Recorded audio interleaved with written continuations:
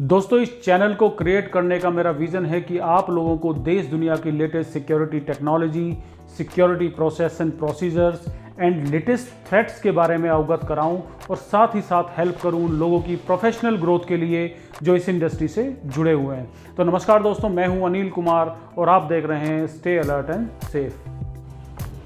दोस्तों, हॉस्पिटल जाना किसी को भी अच्छा नहीं लगता, लेकिन कोई हेल्थ प्रॉब्लम के कारण अगर किसी को हॉस्पिटल जाना पड़ जाए तो एक उम्मीद के साथ वो जाता है कि वहाँ पर मुझे एक ट्रीटमेंट मिलेगा और उस ट्रीटमेंट के बाद मैं स्वस्थ होकर अपने दोस्तों के साथ, अपने परिवार के साथ वापस मिल सकूँगा और एक खुशहाल ज़िंदगी जी सकूँगा। लेकिन हॉस्पिटल में भी काफ़ी खतरे मौजूद होते हैं। जो मेन खतरा है वो है चोरी का खतरा। अभी आपको मैं एक केस स्टडी बताऊँगा जो कि अभी रिसेंटली दिल्ली के एक हॉस्पिटल में हुआ और वहाँ पे एक पेशेंट की चोरी होते हुए वहाँ के सिक्योरिटी गार्ड ने बचाया। ये हॉस्पिटल स्थित है दिल्ली के वसंत कुंज में। तो दोस्तों, चलिए स्टार्ट करते हैं और ये वीडियो लास्ट तक ज़रूर देखिएगा, क्योंकि आपको एक रिस्क के बारे में पता लगेगा कि हॉस्पिटल में किस तरीके का रिस्क होता है और उसके क्या क्या कारण हैं। तो मैं उसके कारण भी आपको बताऊँगा। तो दोस्तों, इस सच्ची घटना के द्वारा मैं आपको बताऊंगा कि क्या क्या लैप्सेस रहे और किस तरीके से सिक्योरिटी वाले ने उस चोर को पकड़ा। चोर भी बहुत स्मार्ट था। चोर को पता था कि बेसमेंट रास्ते से मुझे जाना है, वहां पर कोई भी सिक्योरिटी गार्ड मौजूद नहीं है। तो बेसमेंट रास्ते से, यानी कि वहां पे जो हॉस्पिटल का स्टाफ होता है वहां से एंट्री होती है, वहीं से उसने एंट्री किया और वो पहुंच जाता है एंट्री करके छठे फ्लोर पे।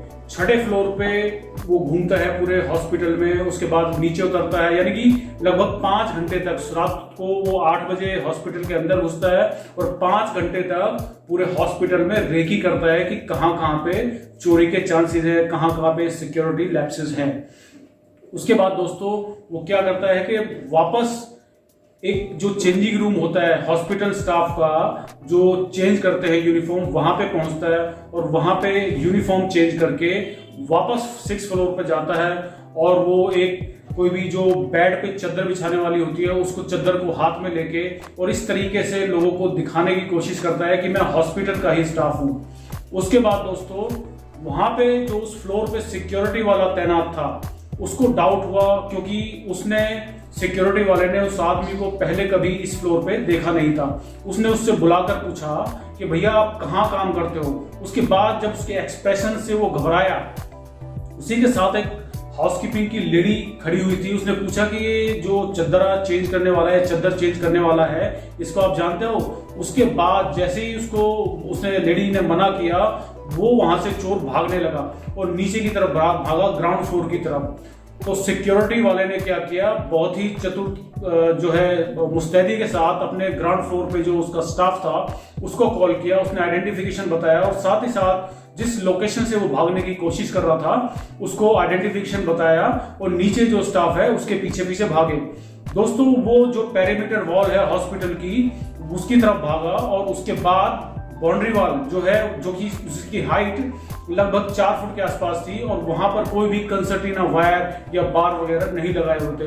उसको कूद के जब वो बाहर जाने लगा हॉस्पिटल के, तो सिक्योरिटी गार्ड भी उसके पीछे भागे। उसके बाद दोस्तों जैसे ही वो कूदा, सिक्योरिटी वाला उसके पीछे कूदा और उसको अल्टीमेटली बाहर जाके पकड़ लिया। जब उसको अंदर लाया गया, उससे पूछताछ करी गई, तो बहुत सी ऐसी खुलासे हुए जिससे कि पता लगा कि वहां पे सिक्योरिटी के काफी लैप्सेस थे और कॉस्ट कटिंग के कारण वहां पर यह हादसा हुआ। और साथ ही कुछ जो हायरिंग के प्रोसेसेस को फॉलो नहीं किया गया था, रिजिग्नेशन के प्रोसेसेस को फॉलो नहीं किया गया था। तो दोस्तों ये वीडियो लास्ट तक देखिएगा। अब मैं उन पॉइंट्स पर आता हूं कि वो लैप्सेस क्या क्या रहे। दोस्तों, इसमें जो पहला पॉइंट है वो है पोस्ट वैकेंट, यानी कि जब वो चोर बेसमेंट के रास्ते से, यानी कि स्टाफ एंट्री से अंदर घुसा तो वहां पे एक पोस्ट थी, एंट्री पोस्ट, जहां पे कि एक सिक्योरिटी गार्ड डिप्लॉय रहता था। तो वहां पे उस टाइम वो गार्ड मौजूद नहीं था। रिसर्च यानी कि एनालिसिस करने के बाद पता लगा कि वहां पर वो गार्ड ड्यूल काम करता था, यानी कि जब किसी दूसरी जगह पे उसकी ज़रूरत होती थी तो उसको वहाँ पे बुला लिया करते थे। ये हुआ कॉस्ट कटिंग के कारण। हॉस्पिटल ने कॉस्ट कटिंग किया और 2 गार्ड की जगह 1 गार्ड की पोस्ट कर दी गई। उससे क्या हुआ कि उसको अंदर जाने के लिए रास्ता मिल गया और उसका उसने बेनिफिट उठा के वो फ्लोर्स पे पहुंच गया। उसके बाद दूसरा जो लैप्स है दोस्तों वो है जब वो पूरे हॉस्पिटल में रेकी करता रहा। रेकी करने के बाद उसको पता था कि कहाँ पे चेंजिंग रूम है। वो चेंजिंग रूम में आया और वहाँ पे जाकर उसने जो यूनिफॉर्म वहाँ पे रखी हुई थी यानी कि पड़ी हुई थी वो यूनिफॉर्म उसने पहनी। उसके बाद वो फ्लोर पे गया। यानी कि वहाँ पे जो भी हॉस्पिटल का या तो ऑपरेशन का स्टाफ है या नर्सिंग स्टाफ है वो क्या करता था कि अपनी जो यूनिफॉर्म चेंज करता था तो वहाँ पे अपनी ड्यूटी शिफ्ट ख़त्म होने के बाद वहाँ पे अपने जो हॉस्पिटल के कपड़े थे उनको फेंक के अपने जो सिविल यूनिफॉर्म है, सिविल ड्रेस है, वो पहन के अपने घर जाता था। तो उसी का उसने फ़ायदा उठाया और उस यूनिफॉर्म को यूज़ किया। उसके बाद आता है तीसरा number, submission of assets during resignation.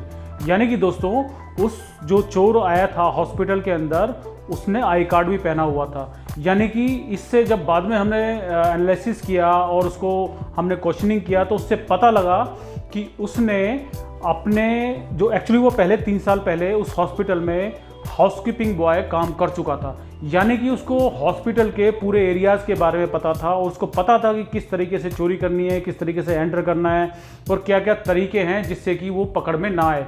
तो दोस्तों उसके पास आई कार्ड भी था। यानी कि धोखा देने के लिए सिक्योरिटी वालों को उसने अपना आई कार्ड भी पहना हुआ था। तो जब भी कोई एम्प्लॉय रेजिग्नेशन देता है तो उससे उसके एसेट्स ज़रूर जमा कराने चाहिए। यानी कि जैसे उसका आई कार्ड हो गया या यूनिफॉर्म हो गया या उसके पास इस तरह का कुछ भी एसेट है कंपनी का जो कि जिससे कि वो आइडेंटिफाई होता है तो वो जमा जरूर होना चाहिए।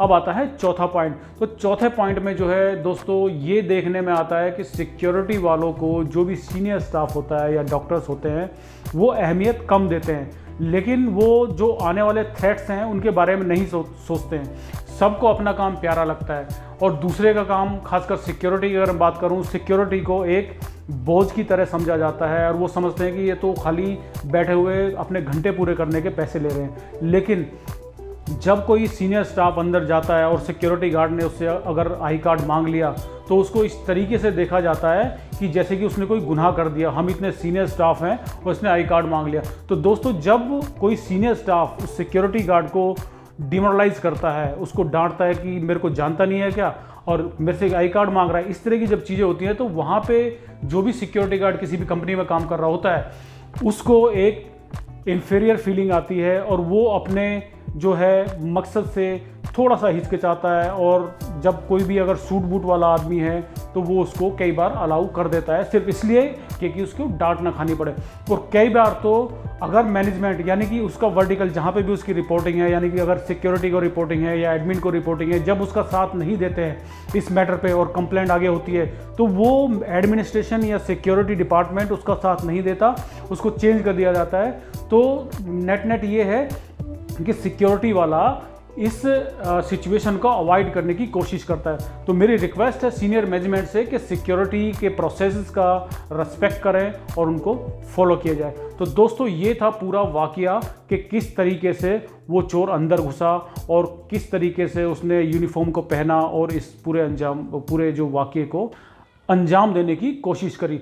तो दोस्तों आपको ये वीडियो कैसा लगा प्लीज़ लाइक ज़रूर कीजिएगा और कमेंट बॉक्स में ज़रूर बताइएगा।